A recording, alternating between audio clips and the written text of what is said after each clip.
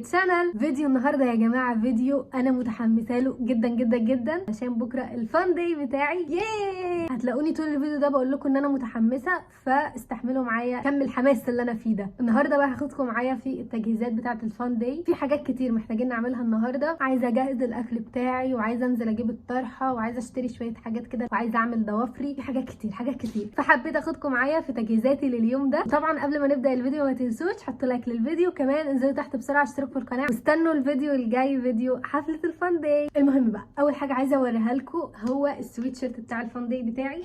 ويا جماعه السويت شيرت ده دفعتي كانت مختاره لون تاني للسويت شيرت ولون تاني للطرحه، وانا كنت متضايقه قوي. قررت ان انا اعمل السويت شيرت بتاعي بره باللون اللي انا عايزاه. يشاء القدر ان اللون اللي هم يختاروه يطلع بشع، فيضطروا يغيروا اللون ويستقروا على اللون بتاعي. وحتى لون الكتابه اللي هتبقى نفس لون الطرحه استقروا على اللون اللي انا كنت عايزاه. متخيلين؟ المهم تعالوا اوريكم السويت شيرت. طبعا هو تقليدي، لونه ابيض والكتابه عليه بالازرق، وكمان الطرحه زرقاء مكتوب عليه تي يو تسنيم يوسف، وهنا سبيشال نيدز، ومن ورا سينيور 24 سينيور 24 سينيور 24 سينيور 24. المهم بقى ان انا لحد دلوقتي ما جربتش السويت شيرت ولا مره. متخيلين يا جماعه؟ والفان داي بكره، فعايزه اجربه عليا قبل ما انزل عشان محتاج يتظبط يتضيق او كده، اخده معايا وانا نازله اعمله. فتعالوا نجربه ونشوفوا شكله عامل ازاي. وكمان محتاره هلبسه على انه بنطلون، فتعالوا نشوفه مع بعض. عندي تو اوبشن، يا هلبسه على البنطلون التلجي ده كده، يا هلبسه على البنطلون اللي انا لابساه ده. فمش عارفه، هجربه دلوقتي ويا رب يطلع اصلا على مقاسي. بس لو مش على مقاسي يعني هاخده واظبطه معايا وانا نازله. هروح اجربه وارجع لكم تاني اوريهولكم. طلع مقاسه تحفه، بصوا شكله عامل ازاي. بجد شكله شياكه شياكه شياكه، وشكله حلو على البنطلون ده. بس برضو هجرب البنطلون التاني ونشوف انه فيهم هيطلع احلى. انا عارفه ان انا شبه الدبدوبه وانا لابساه دلوقتي، بس هبقلع البتاع اللي تحت ده بكره، يعني مش هبقى منفوخه كده. وبعدين الطرحه برضو مكلكعه جوه. بس هو بشكل عام لا، مقاسه حلو وعلى مقاسي. والسنيور اللي ورا دي مش هعرف اوريها لكم. هروح اجرب البنطلون الاوبشن التاني وارجع لكم تاني. ده كده شكل البنطلون التاني. صراحه مش حاساه عليه، يعني حاسه اوبشن واحد كان شكله ألذ، فهخليني في اوبشن واحد. دلوقتي بقى تعالوا نروح للطرحه ويلا بينا نروح نشتريها.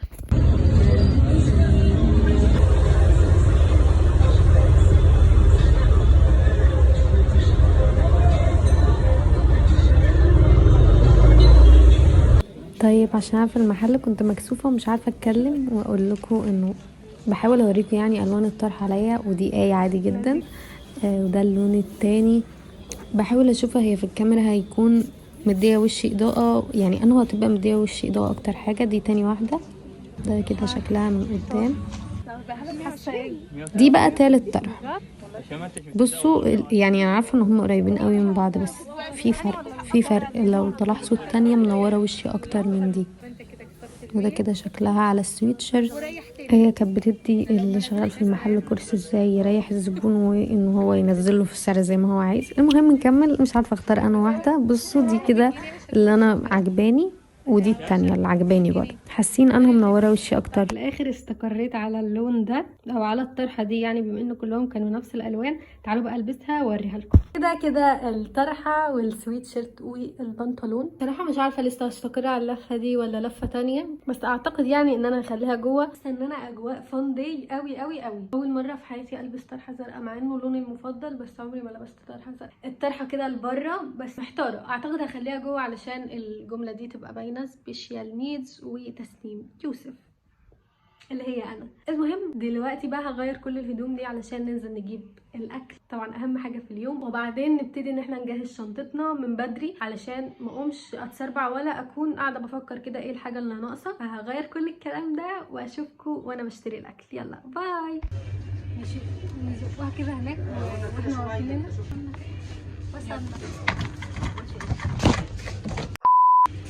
وصلنا. جبتش اي حاجه غير نودلز ونسيت اصورها. دي تقريبا اول مره اجرب النودلز دي. انا جايه احقق احلامي يوم الفان. لا والله كنت هستناك. مش عارفين هنجيبوا ايه من كل الحاجات دي. كل سنه وانتم طيبين يا جماعه. رمضان كنا جايين نجيب اصلا عيش وشويه حاجات بسيطه، مش عارفه الموضوع عمال يكبر مننا فجاه كده. جماعه الاسعار زي الزفت. ايه الاسعار دي؟ جايه فرحانه عشان اوفر ولسه ما جبتش العيش. طالعين رحله بجد. احلى 2 جاهزين للرحله.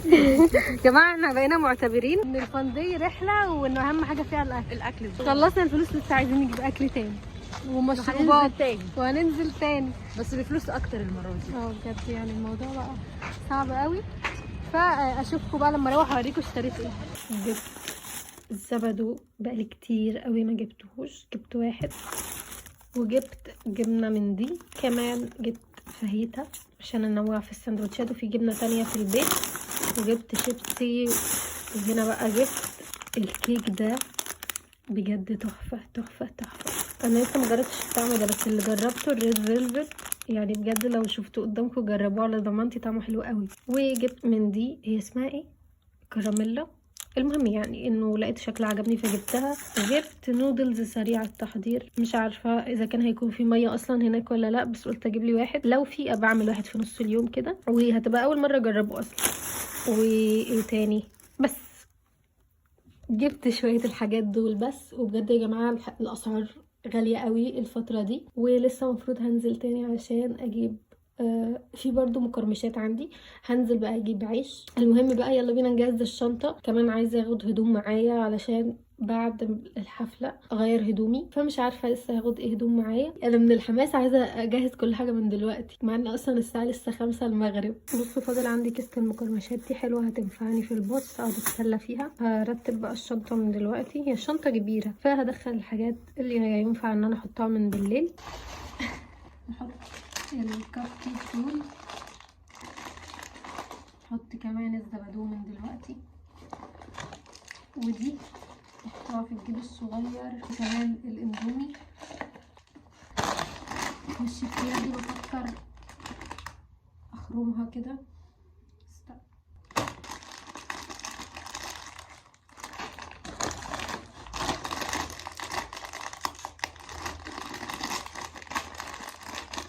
كده مش هياخد مكان. بصوا كده ده لسه اول جيب اتملى، باقي جيبين. اعمل بقى السندوتشات الباقيه جبن، ممكن اعمل كبده او لا، مش عارفه لسه. وعايزه اشوف هاخد هدوم ايه معايا، محتاره صراحه اخد هدوم ايه. بصوا بقى على الحيره اللي انا فيها، مش عارفه اعمل ايه. يعني اخد مثلا جاكيت بس كده، ولا اخد طقم كله على بعضه مثلا زي ده؟ اعمل ايه؟ الشنطه اصلا صغيره فمش عارفه صراحه. الاول قولوا لي ايه رايكم، الطرحه البيضاء احلى من البيج صح؟ طبعا انا جايه بعد 3/4 الفيديو، صح الكاميرا، اكتشف ان هي احلى. فهنعتبر كل اللي فات ده كان بالطرحه البيضاء مش بالبيج. وتعالوا نشوف بقى هنختار ايه. بجد محتاره ومش عارفه. في الاخر استقريت على ده، لاني صراحه حاسه اني هرجع اصلا، يعني بالليل هكون تعبت وكده، فمش هيكون عندي خلق ان انا اغير، فخدت الدب ده. طبعا الدنيا مش مبطله شتاء، فان شاء الله يعني بكره يكون الجو حلو. انا نسيت اجيب المونيكير، نسيت اجيب المونيكير الازرق اللي انا كنت عايزه احطه. هنعمل ايه؟ لا اتضايقت بجد. وفيها لازم كده تحسوا انه لازم يطلع حاجه تبوظ اليوم. بصوا انا عندي واحد لونه كده شفاف، وانا كنت ناويه احط منه فوق الازرق. استنى اوريهولكم. اهو بصوا ده، تيجي نحط منه وخلاص. متضايقه. بصوا كده لونه. تعالى اوريهولكم على ايدي. صراحه انا بحبه كده لانه بحسه شكله بسيط، بس مش هيليق. انا عايزه حاجه تبان عشان تبان في الصور. تن تن تن تن تن.